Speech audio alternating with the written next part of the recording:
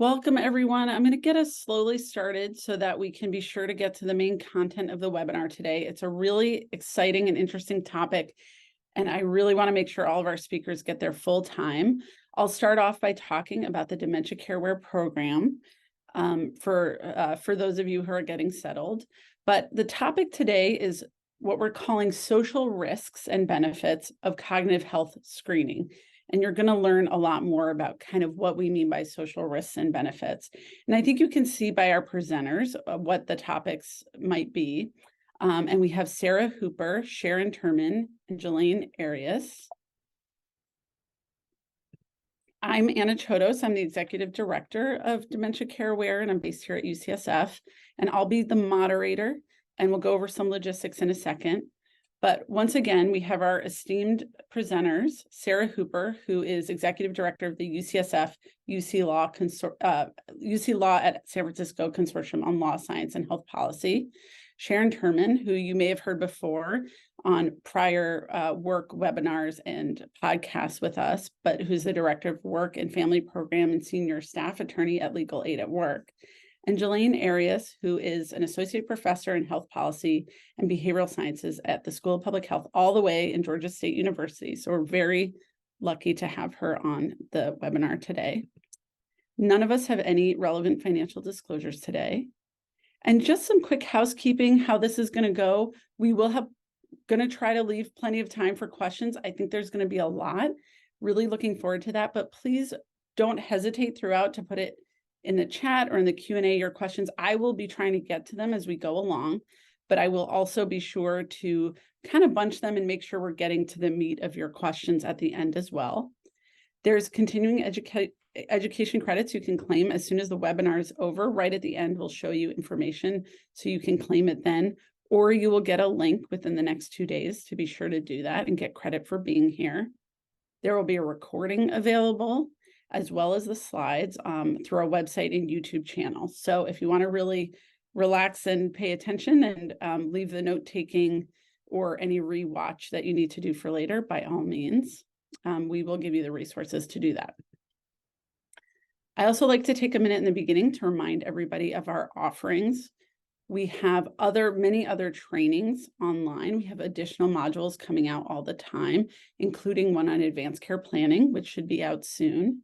We have monthly webinars, as you're enjoying today, and podcasts often on the same topic as the webinar. All of this also gives continuing education credit. We have ECHO conferences, which you can sign up for via our website, and practice change support. So if in your practice, you're trying to do dementia screening or dementia care, we have some options for you to get support in implementing those changes in practice. You can also call our provider support warm line Monday through Friday, 9 to 5, and the number's right here. Online, you'll see our training portal, and just want to remind you, these are interactive modules you can do on your own time, so you can stop and start anytime. And then quarterly, we send you the continuing education credits. But our core training, the cognitive health assessment, is really the center of this program. So really encourage you to do it. And what is it about? It shows you how to do a screening for people 65 and older in primary care who do not already have a diagnosis of dementia. And it shows you how to go through the 3 steps, which take 5 to 10 minutes, kind of depending on often patient factors or factors in your practice. Brief history of any symptoms or signs, a screening tool, validated screening tool for function and cognition to understand where that patient's coming from a more objective standpoint, and then documenting their care partner information. So we really believe that the person support system, or lack thereof, is a fundamental part of care, which is why it's even part of a screening moment. And then we show you how to start a brain health plan right away if there's any symptoms. That's something that can really help slow progression and help really support people's quality of life. So pretty quickly here, I'm going to transfer to the talking to my colleagues, and want to make sure that you get to take a look at our learning objectives here and kind of understand what the next hour is going to be. So we're going to talk about some of the common social risks of cognitive screening for patients and caregivers, understand the healthcare team's role in responding to these risks, and describe resources and strategies for addressing them. Really, we want to maximize the benefit of early cognitive screening and know that we may be putting people in situations that we want to be able to address, that we think we can mitigate. So really, social risk might mean exposure to social needs or concerns that they weren't before if we hadn't put a cognitive screening in their care plan. And so really, obviously, we're thinking a lot about the legal implications.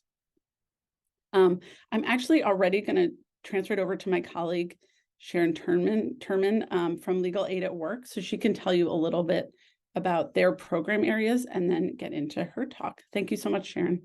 Thank you, Anna. I'm Sharon Terman. I direct the Work and Family Program at Legal Aid at Work, and we are a nonprofit legal aid organization that advocates for the rights of low-paid workers and their families in California, and we are proud partners of the Dementia Care Aware Medical Legal Collaborative. Next slide.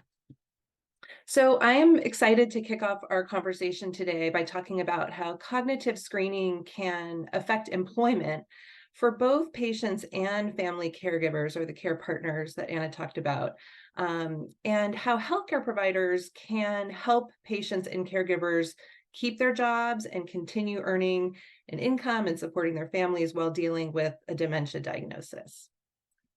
Next slide. All right, so why should we be concerned about employment implications of dementia screening? Well, we know that older adults are working later into life.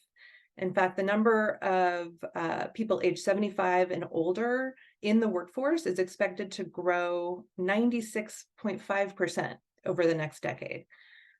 We also know that the reason for this, in many cases, is financial necessity. People often cannot afford to retire, and so they have no choice but to keep working. We know that 1 in 3 adults in this country are economically insecure, earning an income of less than 200% of the federal poverty level. And the outlook is worse for Black and Latino older workers, who are more likely to be financially fragile and also are more likely to work in physically demanding jobs. At the same time, we know that as we age, people are more likely to develop disabilities, including cognitive impairments, that could create conflicts or interfere with work. And with the aging population, we have more and more folks who are becoming caregivers. And these are the caregiving burdens disproportionately fall on women and women of color. And caregiving responsibilities like disability can also affect people's jobs. Next slide. So, what are the risks of cognitive screening, or specifically a positive screen on work? I think the big one is fear of losing your job. And as we talked about, if folks are really relying on every paycheck to make ends meet, they could be legitimately afraid of introducing a dementia diagnosis into that situation, what that might mean. And the big fear is, yeah, will they lose their job? Will they lose that ability to support themselves and support their families? I think for patients who have dementia and are in the workforce, their employer might assume they can't do their job.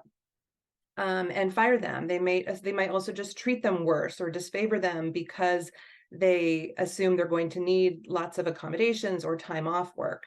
And likewise for family caregivers, an employer may have all sorts of assumptions about what they'll be able to do or won't be able to do given their caregiving responsibilities, and may disfavor them at work.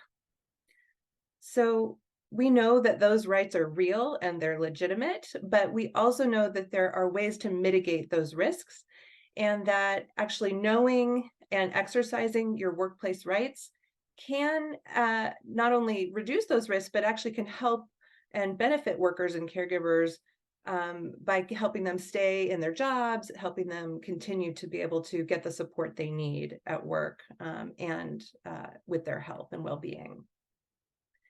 So I want to talk about a few different categories of rights that I think are especially relevant. And the first big category is protection against discrimination. So both federal and state law prohibit employers from discriminating or treating workers more poorly because of their age and or because of their disability. We also have important protections for job protected paid leave. So we have under both federal and state law the right to 12 weeks each year of job protected leave to care for your own health or to care for a family member's serious illness. And that comes with the right to continued health insurance benefits, which of course is really critical for folks dealing with dementia, and includes anti-retaliation provisions. So employers cannot treat you worse because you need leave or have taken leave. And then in addition to the job protected leave, we also have in California really important wage replacement programs. So how do you get paid while you're off work, dealing with a diagnosis or getting treatment or caring for a loved one? So we have state disability insurance, which provides up to 52 weeks, so basically the whole year of income while you are off work due to your own illness or disability. And also we have 8 weeks every year of paid family leave benefits while you're off work to care for a seriously ill family member. And then the third bucket is accommodations. And this is something that can be overlooked, but is super important for people who are in the workforce and dealing with a diagnosis or a disability of any kind, including dementia. And what it means is essentially changes to the way you do your job or to your duties. It can mean a transfer. It could also mean leave. It could mean leave beyond those 12 weeks that we talked about, if need be, as long as it's not an undue hardship on the employer. So I want to talk briefly about a couple tips for healthcare providers that can really guide folks on how best to support employees in accessing these protections. So the first is it is really, really important that healthcare providers are charged with certifying their patients' need for leave and accommodations. So the law actually defers to the healthcare provider to certify that, yes, my patient has a serious health condition and they need leave, or my patient's care partner is needed to care for my patient. So providers may be asked to fill out certifications for family medical leave for both the patient and the care provider or multiple care providers, for both disability insurance and paid family leave, and also potentially for workplace accommodations. One important note is that we have really strict privacy laws in California. And so healthcare providers should not disclose the diagnosis of their patient to an employer. And I think that will help also mitigate those risks of employers just taking discriminatory actions based on their assumptions or stereotypes about dementia diagnoses. And then I want to also talk about tips for the patient and or caregiver. So how they can best access these protections. So one important note is that it's important to ask for leave or accommodations before your condition or your caregiving starts to affect your job performance. And this is because an employer is under no obligation to excuse past performance problems if they had no notice of the need for accommodations or leave due to an illness or disability. We have sample letters on our website for employees to request this kind of leave that have all the right buzzwords, what you need to say, but not saying too much. And it's best to give advance notice if you can. The law actually says that you should give 30 days notice if it's possible. If that's not possible and something comes up more urgently, you should just give notice as soon as you can or as soon as the need arises. And it's important to document it in writing. So if you have a conversation in person or over the phone, just send a follow-up text or email saying, thanks for talking today. As we discussed, I asked for leave for my serious health condition. for example. And then that brings me to the next point, which is back on the prior slide, do not, like I mentioned with healthcare providers, the employee too is under no obligation to disclose their diagnosis to the employer. So you can use words like serious health condition or disability, but you do not need to say dementia, Alzheimer's, or give any specific details about your condition. The only exception to that is that when you apply for those wage replacement benefits that I mentioned, so state disability insurance or paid family leave, your healthcare provider will need to certify and document your diagnosis, but that goes to the Employment Development Department. It does not go to your employer. All right, next slide. Okay, so this is just a brief snapshot of a couple more tips on how healthcare providers can fill out these certifications. For family medical leave, you want to document a serious health condition, give the estimated duration or frequency of the leave. Even if you aren't sure how long someone is going to need to be on leave, give an end date, and then you can always extend it later. For accommodations, you want to document the disability and give the functional limitations. And you do want to start small and ramp up as needed. So don't foresee, all the problems that are going to happen down the line with a diagnosis. Evaluate what the patient needs now, and then you can always adjust later. And we talked about the disability insurance and paid family leave forms requiring the diagnosis that goes to the EDD. Next slide.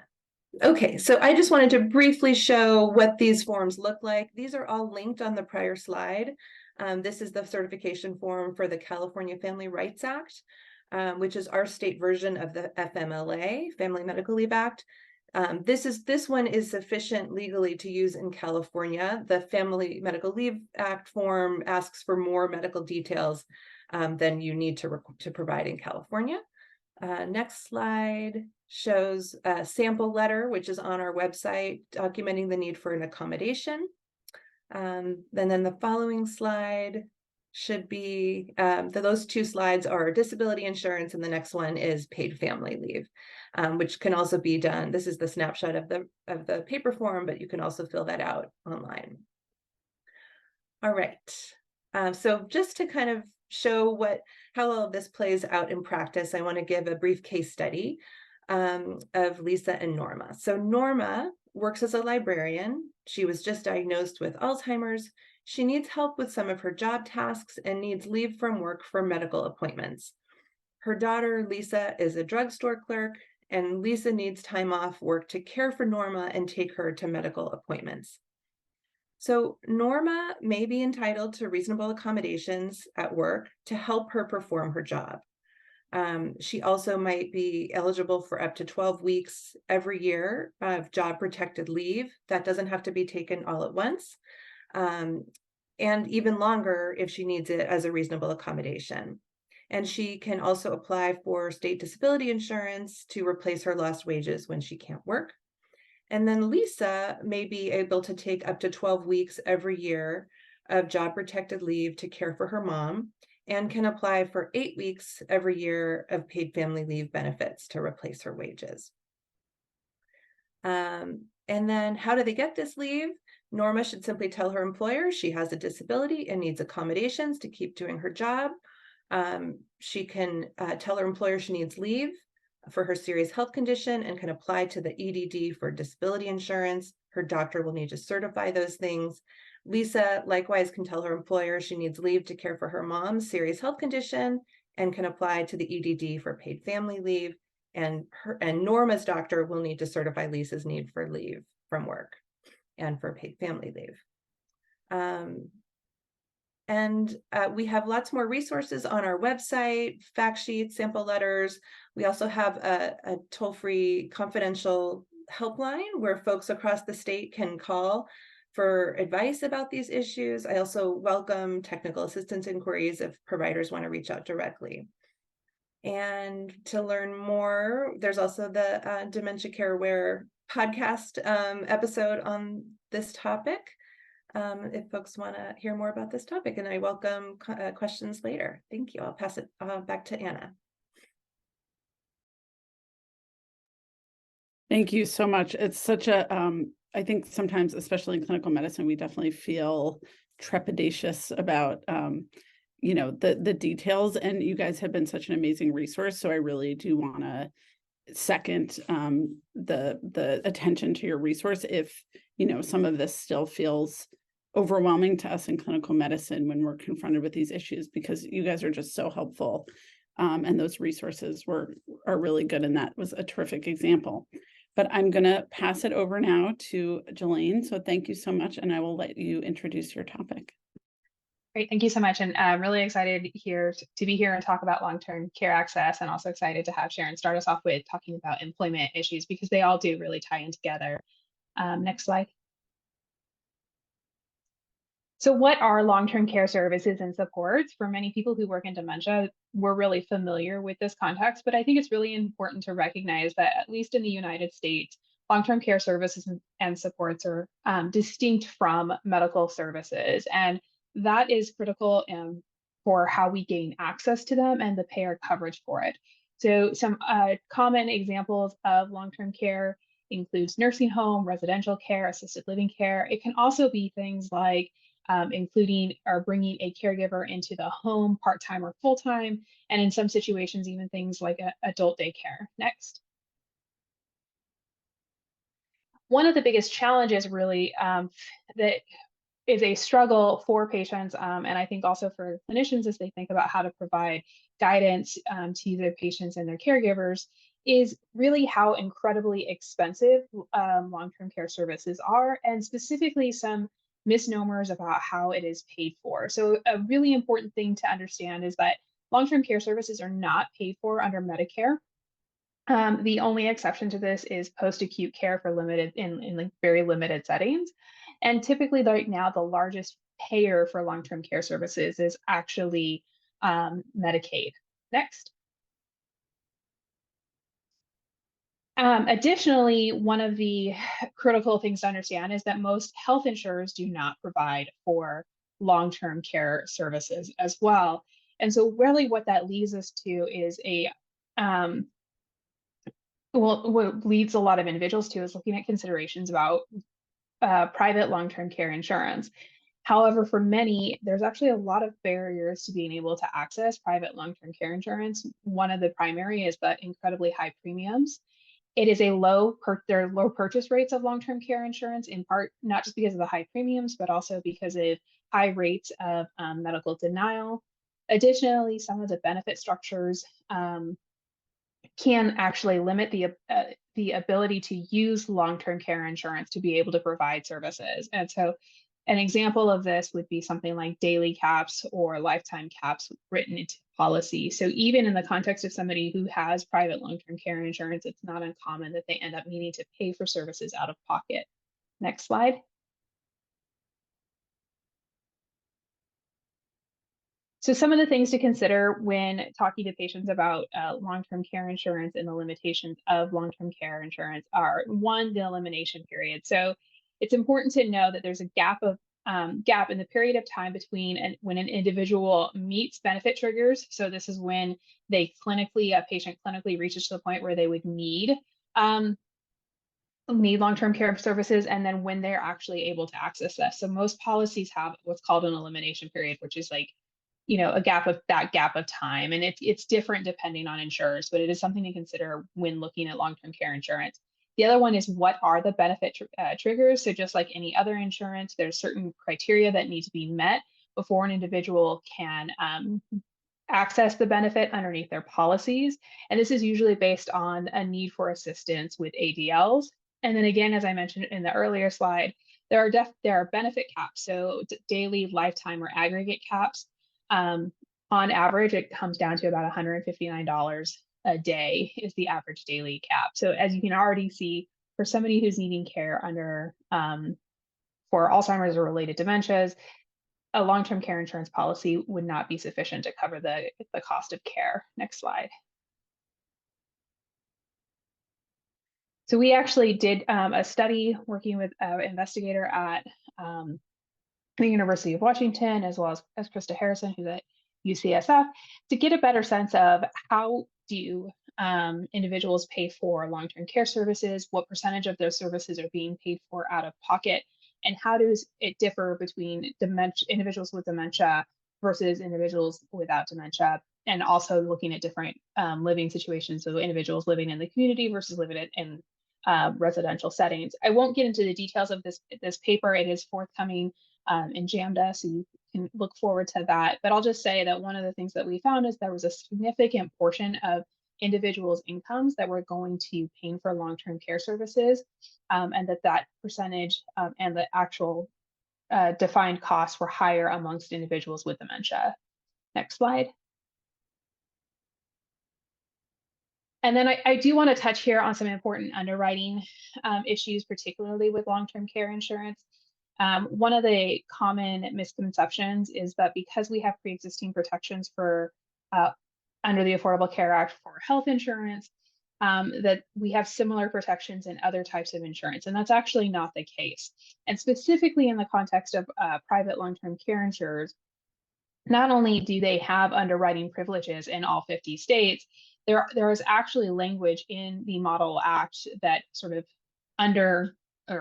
led to the development of a lot of the statutes that we're looking at here, actually encourage a full health analysis before offering a policy to somebody who's applied.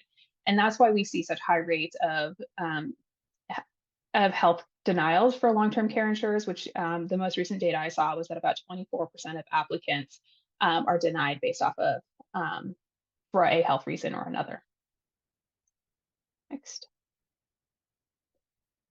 And so when we've actually had conversations with patients, we've talked to them about some of these issues. And I think sometimes clinicians find it surprising how little it takes to actually lead to an individual no longer being able to get access to long-term care insurance or be able to apply, not able to apply for it, but able to obtain it. And so one of our caregivers told us in a study that her husband had really merely mentioned that he was concerned about some memory problems, and that that was enough of a red flag that the long-term care insurance denied him coverage when they applied. So the wife, who was the caregiver, was able to get insurance coverage, but the patient himself wasn't, despite the fact that at the time that they applied, there was no actual diagnosis. What this tells us is that we need to be having conversations with patients and caregivers early on in the process about what some potential options are for paying for long-term care services, and to think ahead of the game before doing a full workup. Next. And then, the other thing I'll say is that a lot of our caregivers are feeling really overwhelmed about long-term care services, but that's not global. So when we talk to the caregivers, we hear both sides of it. So we hear some caregivers saying they're feeling on top of it. They feel like they've got a good plan. And because of where the patient's cognition is, they know that they can integrate him or her into the process. But that they know that may not actually be the case. And so I think it's important that we counsel patients, not just, once they actually need these types of services, but help guide them through the process of what to look forward to. These conversations can be incredibly difficult to talk about, particularly when a patient is still early in the process, but keeping in mind that dementia of all types is a progressive illness, and that at the end of that illness, there's a lot of disability. And so having the tough conversations with the patient and the caregiver in the room about what types of services they would or would not want to use, at what point would they want to bring in an external long-term care provider, can actually really help patients and caregivers start to plan out for obtaining those services ahead of time, or planning on how they will go about obtaining those services, and it removes the crisis mode. Next. And that we need to recognize that caregivers may experience some guilt or frustration, or some struggle with sort of the burden of their responsibilities, and to assure them that in the context of planning for long-term care services or needing to access long-term care services, that it is okay to feel this way, right? That it's nice to have some alone time, and that long-term care services are one option of being able to help provide caregiver relief and reduce caregiver burden. Next slide. And in fact, we see over and over again in the data that there is a significant impact of caregiver burden for the caregiver themselves. In fact, there's a relationship between caregiver burden and mortality. And I think it's important that we keep in mind that while the caregiver is not our patient, that helping them through the process actually has important consequences for them as well. Next. And again, this just to really harp on the point to talk to our patients about long-term care planning. When we have spoken to patients and caregivers in the past, we consistently hear that, you know, even when individuals are in the mild to moderate stage or even moderate to more significant, that caregivers haven't started to engage in the process of how they will obtain long-term care services. And again, that this can lead to sort of these more crisis modes when caregivers are then trying to find services when they're in a more desperate situation. Next. So how do we, you know, have these conversations, and what are some ways that we can document this? So there's 2 documents that every good ethicist will tell you is important to have. One is the living will. So making sure that your patients have one of these. This documents their wishes about medical treatment. We mostly think about this in the context of end-of-life decision, but it's also a way to open up a conversation about what type of care they want to receive towards the end of their life, or when they're no longer able to make the decision for themselves. And then perhaps more important than that is the power of attorney document, which tells us in the clinical team who has decision-making authority and over what types of decisions. This has to be completed before an individual loses capacity. So again, this is just reiterating the importance of having these conversations earlier, and having these conversations early about these documents, which are important to have in place anyways, can open the door for other types of conversations to help patients and their caregivers plan for the types of services they might need in the future. Next. And just to note that if you have a patient and a caregiver come to you and they have a power of attorney document, it's important to make sure that you have the correct power of attorney decision-making in our documents in front of them, particularly if they were developed out of state.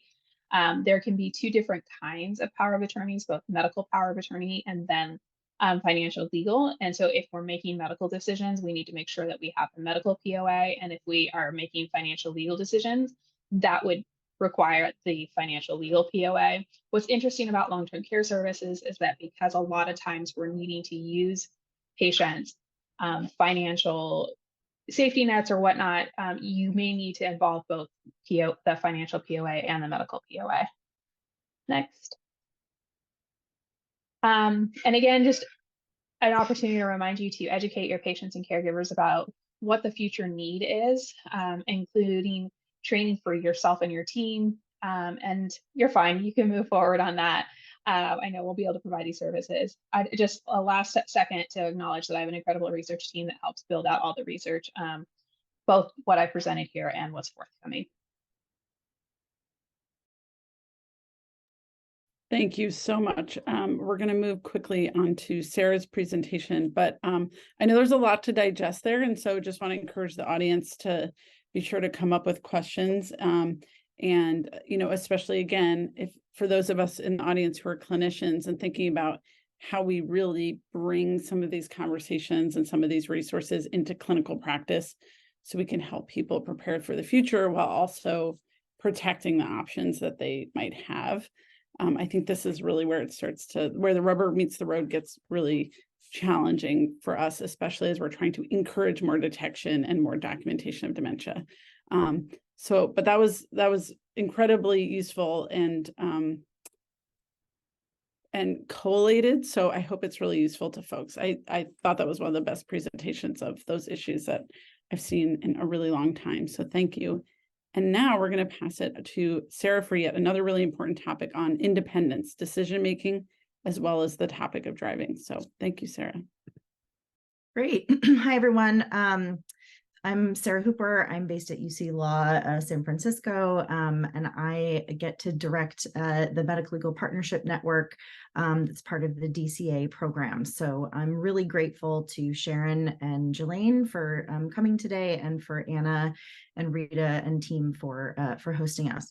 So I'm going to be talking about a bucket of things that relate to independence. And the reason that I'm talking about this is because cognitive screening, and in particular, the prospect of a positive result, can raise fears among patients about what the result will mean for their independence and autonomy. So I'm going to be talking about having a voice in decision-making, about one's own life, and also about driving. So first, patients might be reluctant to engage in cognitive screening because they may be afraid that it will be a gateway to others starting to treat them differently, and that they will lose their opportunity to be heard. And this is not specific to dementia. This is a common fear as we age. We hear it from clients and older people all the time. We have it well documented, that there's a lot of fear that people will stop listening and will try to take over. And unfortunately, that fear is often well-founded. Ageist and ableist views are very common in our society, with the voices of older people and people with disabilities often discounted too easily and too soon. And for racialized and minoritized elders, this problem of not being heard is, of course, acute and compounded. So elders may experience loss of a voice as the result of direct discrimination, but more commonly, it's reflective of implicit bias, stereotypes and misconceptions about the actual abilities and rights of a particular older person and an older person with dementia. It can also occur when very well-intentioned people are trying to help and do what they feel is best for the older person, and may step in ways that aren't respectful of the older person. So when discussing cognitive screening with patients, it's just important to keep this context in mind, and all of us can help educate the public, our teams, patients themselves and caregivers about common myths about decision-making and dementia. Next slide. So the biggest myth, of course, is that a positive screen or a diagnosis of dementia equals incapacity globally and loss of a legal right to make decisions. Next slide. But we know that clinically, people experience different rates of progression with variable effects on cognition and function. So this is not at all to take away from the very real fact that dementia is a progressive terminal illness with very severe disability in the latter phases of the illness. But what that looks like in a particular person can really vary from person to person and from time to time. As my colleagues at UCSF like to say, if you've met one 80-year-old with dementia, you've met one 80-year-old with dementia. Next slide. And legally, we support this proposition. So in California, our law explicitly recognizes that a patient does not automatically lose capacity, and in this case, I'm using the term capacity, meaning the legal right to make decisions, if they have a positive cognitive screen or a diagnosis of dementia or related disorder or any other diagnosis or disability. A positive screen is not a legal capacimeter, nor is a diagnosis of dementia. Next slide. So we have to assess whether someone can make decisions for themselves using an individualized context and decision-specific assessment by the clinician who knows them well, which is defined in the law as the primary physician. And we need to try to optimize patient decision-making to the extent possible before turning to surrogates as substitute decision makers.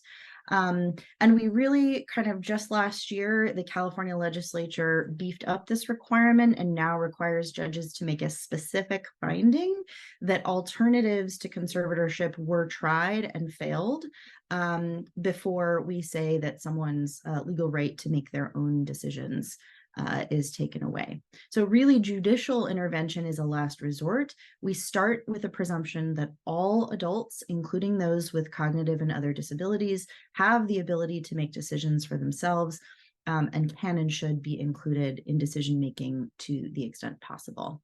Next slide. So in evaluating if a particular patient at a particular time, given their particular circumstances, can make a medical decision, we have these 3 criteria under California law. So we ask if the patient can understand the nature and consequences of a decision, if the patient can make and communicate a decision, and if the patient can understand the decision's significant benefits, risks, and alternatives. And again, I'll just stress, it's decision specific. It's not global loss of the ability to make one's decisions for themselves. And I'll just underscore that in applying these criteria, we need to remember that legal capacity does not require that the patient be a physician or a specialist or have high health literacy. So we need to be thoughtful about how we're communicating with folks. We know that older adults on Medi-Cal read at an average of a 5th grade reading level. And so we should be thinking about how we're communicating and how we're talking about options, right? So people really understand quality of life and outcomes. They aren't able to follow you on the specifics of particular treatments. Legal capacity also does not require that patient have English as a first language. And so providing translation supports when we're thinking about whether someone understands and is following a decision is really a critical step. Legal capacity also doesn't require complete functional independence. So we recognize that people need decision supports, may need help with physical supports, other things with hearing, with vision, to enable people to communicate and engage as much as possible. Many of those accommodations are required by law under the ADA. And this last one I know is the hardest for all of us who see ourselves as being in the helping professions. Legal capacity does not require always making decisions in one's own best interest or agreeing with what the healthcare team or a lawyer recommends, right? There is a point at which someone may be at risk for conservatorship if they're truly unable to care for themselves and they meet that really high standard. But we are not in the business of saying that because someone makes some mistakes or has a different view than their healthcare team, then that necessarily means that they no longer have capacity for decision making. Next slide. So these are important legal frameworks to keep in mind that support the idea that patients can and should be engaged in conversations about their own care. And an important thing to address their fear that they will start to be disrespected by us and by others is to make sure we're cognizant of our own behavior, right? So if faced with a patient and a caregiver, it's really important that we include the caregiver meaningfully in the patient's care. But we also need to make sure that we're not doing that to the exclusion of the patient, right? So look at the patient, speak directly to the patient, engage in active listening to make sure that we're listening what the patient is telling us. Sometimes we encounter situations where the caregiver is trying so much to be helpful, but maybe talking over the patient, and it may be very difficult to assess whether the patient has capacity for a particular decision if everyone is sort of always talking over them. So think about gently redirecting or finding a moment to talk to the patient alone if caregiver is being a little too enthusiastic in their support of patient. And finally, as we've, Jalayne, I think, set up so nicely, it's really important that people do take steps to engage in medical, financial, and legal care planning as early as possible. And so an important reason to put the patient sort of physically and behaviorally in the captain's seat of that planning is because by law, they're the one that has to do it. And so if you give all of that information to the caregiver, you may not be assessing well whether a patient is capable of doing it, has the information that they need, or feels empowered. They may feel, and older adults often do, that legal planning is a way to set up mechanisms for other people to start to take over. And that is true. That is what they're for. But they may be concerned that people will take over sooner than is appropriate. And so we can address that fear directly by just making sure that we are really including patient directly in those conversations. Next slide. Some phrasing that might be helpful, a couple of scripts here that you could consider. Addressing the hesitation head on. You can say, I'm sensing some hesitation, which I know a lot of folks can feel about this. Can we talk about what's worrying you? You can normalize all of my patients, regardless of screening or diagnosis, should make plans for the future. But screening can help us figure out what specifically you might need for the future. And another one there that you can consider. Next slide. So I'm going to move to another area of independence that's really practically important for older adults and also can feel like a real loss and can be a real emotional blow. And that's the issue of driving. So unlike our right to make medical decisions and other kinds of decisions, we do not have a right to drive. Driving is a privilege and not a right. And so it is treated a little bit differently under the law. And so, patients may have a lot of fears about, whether screening is a gateway to losing independence in the realm of driving. And so it's important that we kind of clarify what clinician obligations are in this area so that you can be prepared for the questions that you might get. Next slide. So California law requires physicians to report to the county health department a diagnosis of dementia that has progressed enough to impair driving. And so it does not necessarily require physicians to report a positive cognitive screen, but it does permit a report when a physician believes it to be in the public interest, when there's a belief that the patient truly is unsafe to drive. There's some pending California legislation you can check out, SB 357, that would expand physician discretion in reporting and the circumstances in which a report might be made, and would study those reports over a period of time. Next slide. So what happens when a physician makes a report is that the DMV will issue a letter to the patient and a form called the driver medical evaluation. And they will ask the patient to give it to you, their primary physician, to fill out within a specified time period. And what happens is if the patient doesn't bring it to you, their driving privileges will be suspended. So that is the default position. If they do bring it to you, the form is about 5 pages. It contains a release of information on its face, and it will ask you a bunch of questions about their diagnosis. There's a bunch of check boxes. Some of you may have seen this, and it also invites you to attach a document to provide additional information if you choose. And how the DMV implements this is if what you say on the form indicates that the patient has mild dementia, and there's a definition of what the DMV means by mild dementia on the form, it may not be what you think of as mild dementia.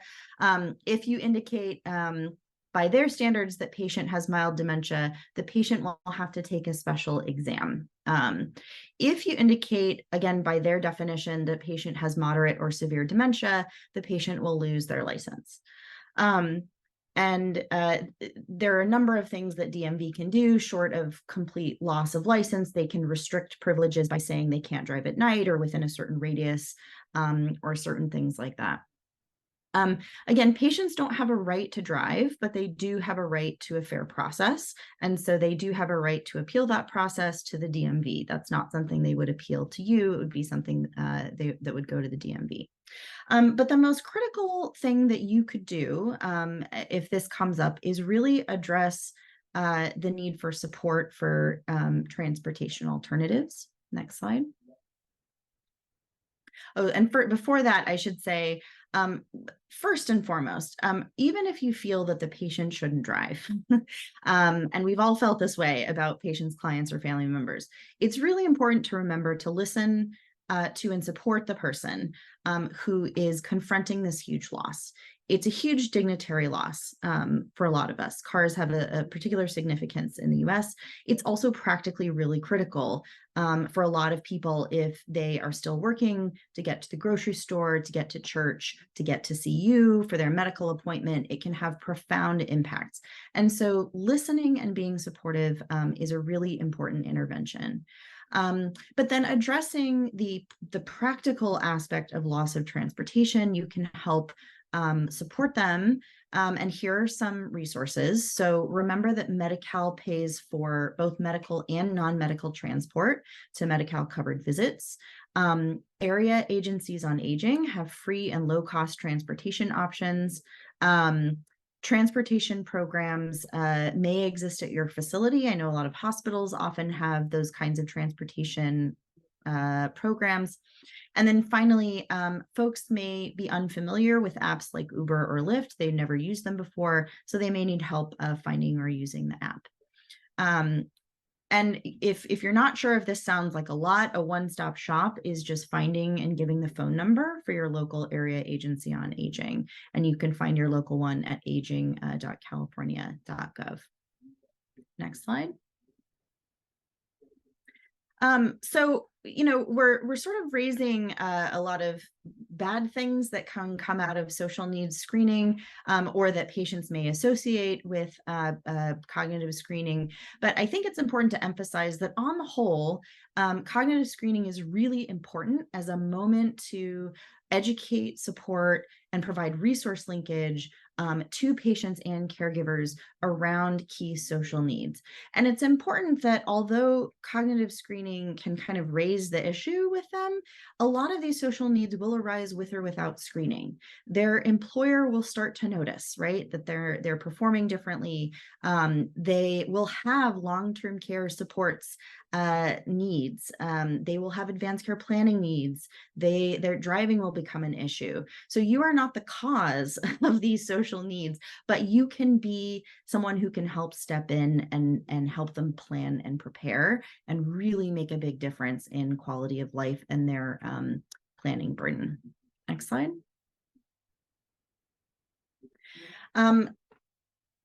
So, you know, again, we've raised some things that you should be thinking about in working with patients, or questions that you may encounter if you bring up cognitive screening, but you can and should address these issues directly and early because they can be mitigated. Listening and acknowledging fears can be a really important intervention that costs us very little. Have the resources and information available. Encourage advanced planning, be willing to provide those certifications for employment. And again, we have a lot of resources for you in this network. Next slide. So in the DCA Medical Legal Partnership Network, we have additional trainings available on all of these topics. They go into more depth. Next slide. We will also be hosting a day-long in-person workshop that will address a lot of these issues, including the cognitive health assessment. The whole team is welcome. If you want to bring them, CME and CEUs will be offered. It's going to be in Fresno, California. Registration is going to be announced soon on dementiacareaware.org, and we have some modest travel support available to the first 15 registrants. So you're not alone in this. We are a network of people working on these issues and trying to help improve and support care. I think that was the last slide from me. Yes, and DCA@ucsf.edu. If you have questions for any of us in the network, please just reach out. Thanks so much for having us, Anna. Oh, absolutely. This was, again, we packed a lot in, but it was really amazing. And I just appreciate how practical it was. I think hopefully everybody knows our DCA@UCSF email. We have about 5 minutes for questions. And so I'm going to consolidate some questions. And it turns out I have one. I don't know if Jalayne and Sharon want to come back on video as well. Really quick for you, Sarah. The driving issues. So I know in our county, in San Francisco County, they're really clear we need to report directly to the public health officer, who then reports to the DMV. We never report to the DMV directly. And I noticed in LA County, it seemed similar when I looked at their policies. It may be because I practice under a county establishment, but I don't think so. Do you happen to know, just for clarification, if it's a California thing, if it's a county by county thing, or don't know? I think that, yeah, it's a good question. If I remember, I think the statute might have said DMV, but most don't quote me on this, but most systems have operationalized it because you're disclosing PHI as going Exactly. Yeah. through the county health officer.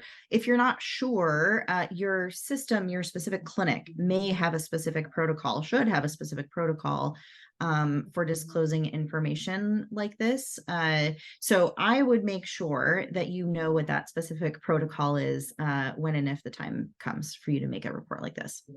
Agree. Okay. And then I wanted to ask one clarification. I think you said to know if someone has capacity. I think you said the patient doesn't have to be a doctor or a nurse, but I think what you meant was the person determining capacity doesn't need to be a doctor or nurse practitioner, but I'm not sure. I meant the patient.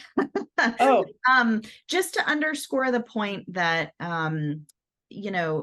we doctors and lawyers, we're guilty of this all the time, right? We're comfortable with the language that we know and use. We talk at a very high level of literacy. And sometimes we may confuse someone's ability to understand cognitively with their ability to follow for health literacy or other literacy reasons. And so just a reminder that just because a patient isn't following or using the same language that you are, that's not a requirement for a patient to have capacity. So that was my pitch for us to be really conscious of the language we're using when we're talking to people about their diagnoses or what positive or what cognitive health screening means and is. okay. Wonderful clarification. And then we have a couple more questions, I guess, before we leave the topic about driving. One is, if the person doesn't have a driver's license, should we follow whatever process is in place still to report them? So this is most of my folks just solely use public transportation. And so to me, it never seems urgent to report to the DPH. But on the other hand, the DPH process is about non-communicable disease reporting. It's not necessarily just about the driving risk. So that was a question. And then somebody else pointed out the SB 357, which is, I'm guessing, is the reporting about impaired drivers, does only mentions physicians, not NPs and PAs. So I don't know if you know about that. It does. So I think the second question was about who can complete the driver medical evaluation. Mm-hmm. Form itself, and my understanding of how DMV has done this, is the physician includes PAs and APRNs. So it doesn't have to be an MD. The first question, there may be you often have other reporting obligations to county health department. I was just focusing on whether you have to report because we're worried about someone driving. If someone's not driving, there's no reason for you to go. If someone takes the bus, there's no reason for you to report for that purpose, but there may be other reasons that you need to report to public health. But there's a very specific, about 5-page form specific to driving. And so if they're not driving, you don't need to fill out that form. Just for the audience, I'm putting up the CME information just so you have it, and it should appear in the chat shortly. Yeah, great, thank you. So yeah, if they're not driving, it's not like you're missing something to not report it. Someone points out, and I sort of had this question too, about long-term care insurance. The whole issue of connecting that to caregiver burden, like there's this massive administrative burden, this massive kind of, like it's almost like another job to understand all this stuff. And so somebody's advocating rightfully to just give people permission to be overwhelmed when you're having these conversations, which I think is a really important point to make. But then I think I just was hoping, Jalayne, you could reiterate a little bit like the core takeaway of, are we doing a disservice to screen and to document screenings from this aspect, from this, lens, or is it really more opportunity to support them and less opportunity, we're not really kind of like accidentally cutting off for them. Yeah, and so I know we're like at time, so I'll just say that I think it's something to be important to be aware of. that if like once that screening occurs, that it's likely that that one potential mechanism for covering long-term care services may no longer be an option because they may not be able to qualify for long-term care insurance at that point. But I think it can be what I usually say is like it can also be an opportunity to encourage patients and caregivers to start to explore other resources and opportunities, and particularly, consider reaching out to experts. For example, those on this call and the resources that have been listed here, I think are really incredible to explore, like what are the other options to pay for long-term care services, and to start to think about that ahead of time so that patients and caregivers don't get to a point when they truly do need these services and then they're even more overwhelmed because their loved one is experiencing these really challenging symptoms that are hard to care for, and they're also trying to figure out like how do we pay for this and how to like what truly are our options. So having those conversations early is the big takeaway. Thank you. I'm so sorry we didn't get to absolutely everything. I just want to thank our speakers, our incredible speakers, so much. That was absolutely crucial information. I hope everybody finds a way to use it. And to the audience, please don't hesitate to reach out if we can continue to add topics and help clarify things that help you connect patients and caregivers to more resources. Thanks, everybody, and have a wonderful afternoon. Thanks, Jalayne. Thanks, Sharon. Thanks, Sarah.